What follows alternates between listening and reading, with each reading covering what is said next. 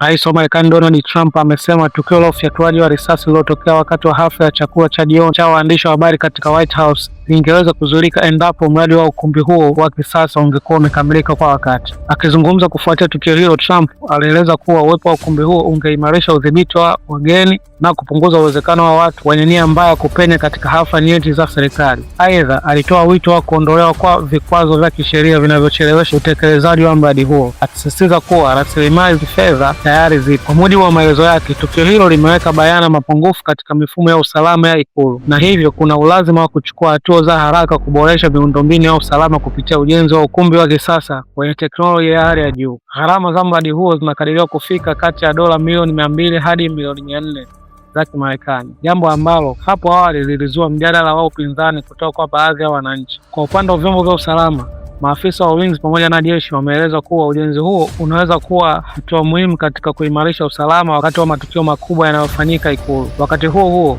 uchunguzi kuhusu tukio hilo unaendelea. Taarifa kutoka CBS News zikirejea vyanzo vya vyombo vya sheria zimemtaja mshukiwa kuwa mwalimu kutoka jimbo la California.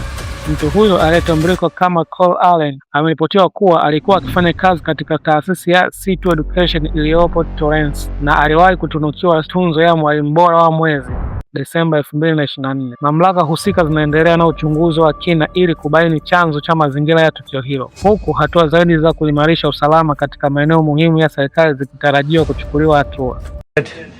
All of the conditions that took place tonight, and I will say, it's not a particularly secure building, and I didn't want to say this, but this is why we have to have all of the attributes of what we're planning at the White House. It's actually a larger room, and it's much more secure. It's drone-proof, it's bulletproof glass. We need the ballroom. That's why Secret Service, that's why the military are demanding it.